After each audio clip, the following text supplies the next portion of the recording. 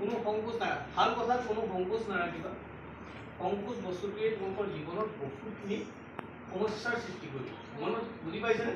মিটিঙত দুখাৰ কথা কৈ কৈছে, আহিবা যি মন যায় তাকে কওঁ। মই এতিয়া যি মন যায় মই তাকে কোৱা নাই মোৰ মনৰ কথা। মানে দিনটো ভাবিয়ে থাকোঁ, মোৰ মনতো বহুত কথা আহিব ন, মই কৈছোঁ। আৰু অকণমান দেৰি তোমালোক সৰু আছা, তথাপিও মই তোমালোকক কৈছোঁ, অকণমান সময় তোমালোকে দিনটোত ধ্যান কৰিবা। ধ্যান কৰা দেখিছা নি? চকু মুদি একদম সেইবোৰ তাক আচলতে আমি বিজ্ঞানী হিচাপে সেইটোক মই ধ্যান বুলি আমি নকওঁ। ধ্যান মানে অলপ দেৰি মোৰ শৰীৰটো মনটো চবকে একদম অকণমান আৰাম দিব লাগে। টোপনি গ'লেতো মই গমেই নাপাওঁ, কিন্তু মই টোপনি নোযোৱা অৱস্থাত মই আৰাম কেনেকৈ শৰীৰটো আৰু মনটো দিয়াটোকে কয় ধ্যান। কথাটো টোপনি গ'লে কি হয়? শৰীৰটো আৰাম হয়, হয় না? এই আমাৰ হাত ভৰি যিমানবিলাক অংগ পতংগ আছে নহয়, সেই অংগ পতংগবিলাকৰ ৰিপেয়াৰ হয়। মানে অলপ চফা কৰিবলৈ যেনেকৈ চাইকেলখন তোমাৰ হেৰি কৰিব নালাগে জানো, তেলটো দি পেলাই ঠিক কৰিব লাগে নালাগে? তো ঠিক তেনেকৈ আমাৰ শৰীৰটো টোপনি গ'লে ৰিপেয়াৰ হয়। কিন্তু মই টোপনি নোযোৱা অৱস্থাটো মোক অকণমান আৰাম লাগিব, সেইটোকে কয় ধ্যান। ছাত্ৰ ছাত্ৰীক সেইটো লাগিবই। ডাঙৰ সকলোকো কৈছোঁ, অকণমান দেৰি পাৰিলে ভাল।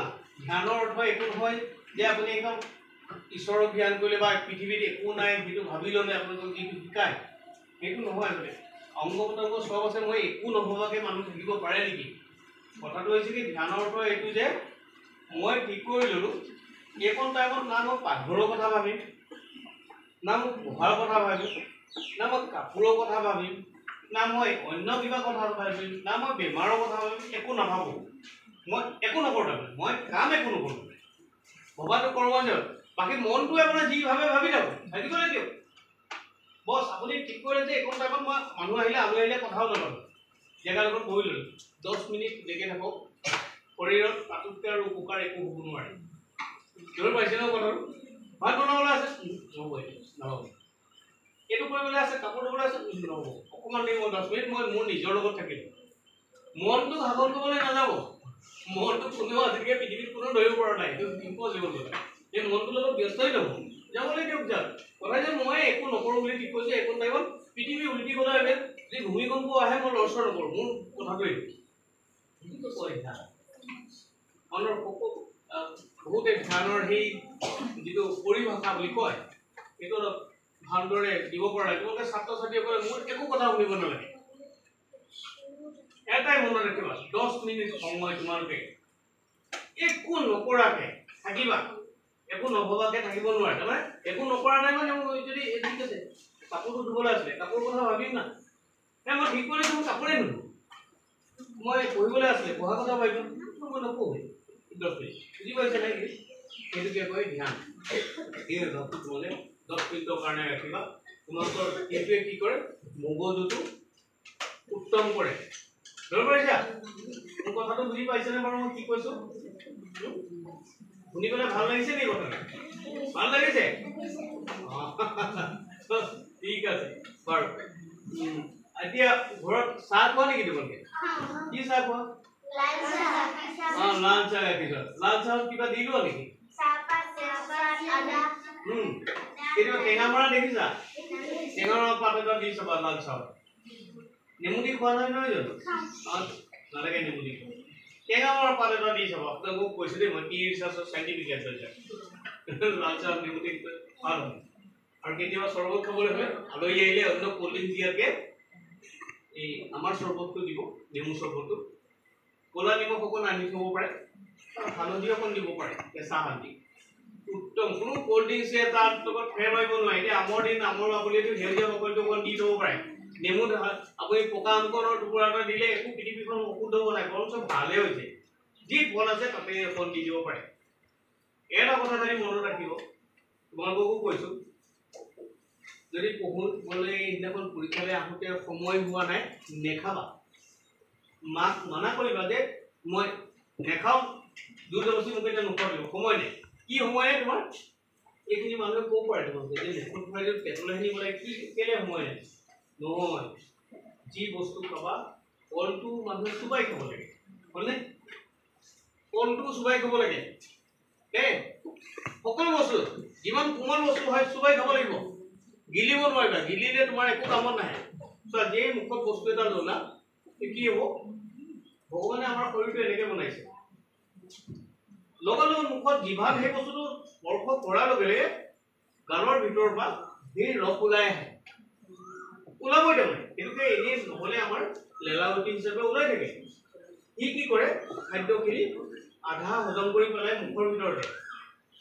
তাৰ কাৰণে সি কি বিচাৰে, ঠিক আছে মই বাৰু মোৰ এই ৰসখিনিয়ে কামটো কৰি দিম, ৰসখিনিয়ে কয় যে মই কামটো কৰি দিম, খালি মোক এটা সুবিধা কৰি দিব লাগে। সুবিধাটো কি, এটা দাঁত দুপাৰি দিছোঁৱেই, তেতিয়া অলপ ভাঙি দিব লাগে। বুজি পাইছেনে কথাটো? মুখৰ ভিতৰত যি 50% হজম হ'লে কোনো দিন আপোনালোকে কেতিয়াও গেছৰ উৎপাত নাপায়, কেতিয়াও নাপায়। আপুনি মোৰ কথা শুনি লওক, মই যিটো জানো সেইটোৱে কওঁ দেই, যিটো মই গৱেষণা কৰিছোঁ সেইটোৱে কওঁ, মই তাতকৈ বেছি ক'বলৈ নাযাওঁ। কৈছোঁ আপোনাৰ কোনোকে কেতিয়াও গেছৰ হেৰি নাপায় কেতিয়াও, যদি এই কামটো কৰা তোমালোক। বুজি পাইছে? তেতিয়াহে তোমাৰ এটা অংশ তাৰ ব্ৰেইনলৈ যাব, মগজলৈ যাব, এটা অংশ বডি বিল্ডিঙত যাব, বাকী অংশ পেটৰ দৰকাৰী মোৰ বীজাণুবিলাক বনোৱাত ব্যৱহাৰ হ'ব। বুজি পাইছে? এই ডিঙিতে এটা চুইচ থাকে, গেছ কেনেকৈ হয় মই কৈ দিছোঁ আপোনালোকক। বুজি এতিয়া এইডোখৰতে এটা চুইচ আছে, গ্ৰন্থি বুলি কয়। যেই খাদ্য এডোখৰ পাৰ হ'ল নহয়, গ্ৰন্থিটোৱে ছিগনেল দিব পেটক, এইটো মূৰ্খ আছিলে, এই নুচুকোৱাকৈ ভিতৰলৈ দি দিছে। কি কৰিব তাৰপিছত, এচিড অলপ লাগিব না, গলাবতো লাগিব, পেটৰ গোটেই এচিডবিলাক ওলাই গুচি আহিলে। ওলোৱাৰ লগে লগে আপোনাৰ গেছৰ প্ৰব্লেম, পেটৰ বদ হজমি চব আৰম্ভ হৈ গ'ল। এতিয়া তেওঁলোকৰ বয়স কম, তেওঁলোকে হজম কৰে, এতিয়া এটা বয়সৰ পিছত সেই বস্তুটো ঘটনাটো হৈ যায়। তেতিয়া আপোনালোকে দেখিব এই গেছৰ বা অন্য ধৰণৰ সমস্যাবিলাক আহিব। আৰু খোৱাৰ সেইকাৰণে আধা ঘণ্টামানৰ পিছত পানী খাব লাগে, খোৱাৰ অলপ পিছত এঢোক দুঢোক পানী খাব লাগে, কিন্তু তাৰপিছত প্ৰচুৰ পানী খাব আপোনালোকে, গেছ কেতিয়াও নহয়। আধা ঘণ্টামানৰ পিছত খাওক পানী, কিন্তু লগতে এঢোক মই খাব লাগিব, নহ'লে এইটো মোৰ নলীটো চফাব লাগিব নহয় জানো। খোৱাৰ পিছত প্ৰচুৰ পানী খাব, কিন্তু তেতিয়া গেছ নহয়। চাওক আপোনালোকে শুনি হয়তো আচৰিত হ'ব, মোৰ মুখখনৰ পৰা পেট পাওঁতে খুব বেছি 1.5 ফুটৰ এডাল নলী, তাৰপিছত মোৰ 7 মিটাৰ, তাৰমানে 21 ফুট নলী আছে পায়খানাদাৰলৈকে।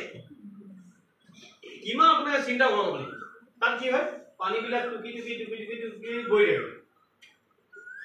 যেতিয়া আপোনাৰ পায়খানাৰ পৰা আগমুহূৰ্তত যদি পানী সম্পূৰ্ণ নাইকিয়া হৈ যায়, সেই মানুহজনৰ শৌচ কচা হ'ব।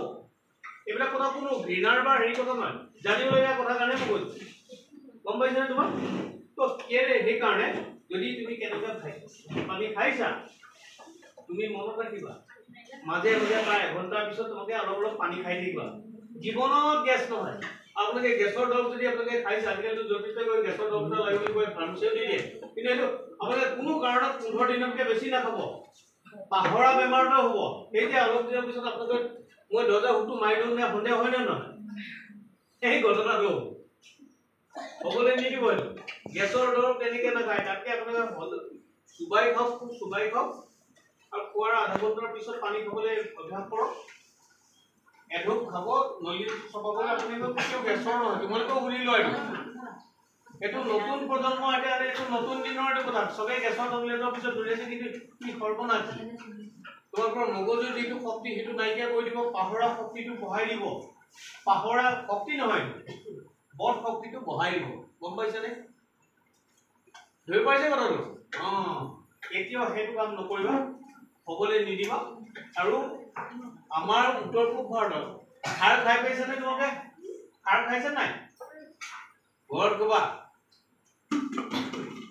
ঘৰত কোনে বনাব নহয়, মাহঁতে ক'বা বুলি নহয়, মোক 5 দিনৰ মূৰে মূৰে এসাঁজ খাৰ বনাই দিবা। অসমৰ জলবায়ু যিটো, যেতিয়া আমি ইয়াত এই বায়ুটো আমি পানী বনাব পাৰোঁ জানে নহয়, এই বায়ুৰ পৰাই ডাৱৰ হৈ বৰষুণো দিয়ে। বুজি পাইছে?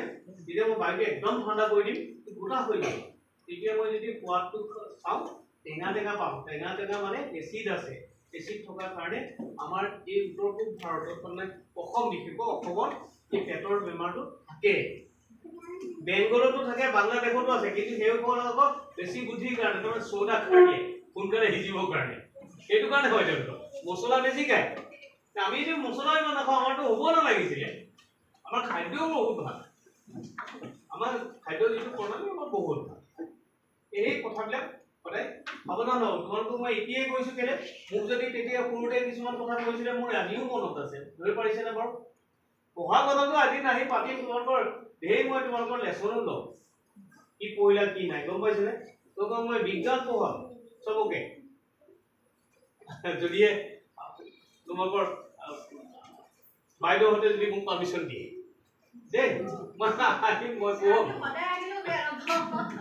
বুজি পাইছেনে আৰু মই সব তোমালোকক ঘুষ দিব লাগিব নহয় কিয় লৈ আনিব লাগিব নহয় জানো হয় নহয় এইটো আনিম বাৰু দেই কিন্তু মই কোল্ড ড্ৰিংকছ নানো কোল্ড ড্ৰিংকছত কি আছে কোল্ড ড্ৰিংকছ কেনেকৈ বনাই জানা নেকি তোমালোকে আচ্ছা এই কথাটো দেখিছেনে কেঁচা কেঁচা গোন্ধ এটা আছেনে বাৰু সেইটো কি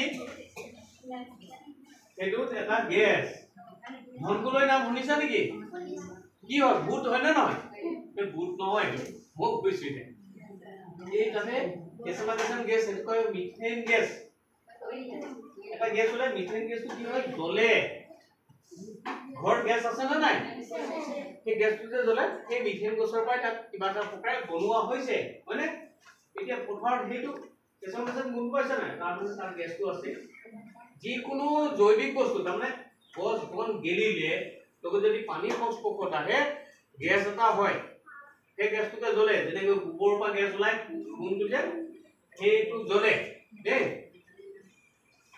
সেই গেছটো এনেকুৱা কিবা আছে এইখিনিতে আছে তোমাৰ কেনেবাকে কিবা এটা হয় খুব গৰম হ'ল জুই লাগি গ'ল এইখিনিতে জুই লাগিলে আকৌ অলপ দেৰি এইটো নুমাই থাকে সেই গৰমটো সেইখিনি গ'ল তাত জুই লাগিলে মানুহে ক'লে ধন কুলৈ বিচাৰি ফুৰিছে বুজি পাইছেনে ধন কুলৈ তেনেকুৱা কোনো কথা নাই কিন্তু সেই কথাৰ থকা গেছটো আপোনালোকে এইটো সত্য কথা আপোনালোকে বিশ্বাস কৰিব ইয়াতে কোনো ভূতৰ কথা নাই একো কথা নাই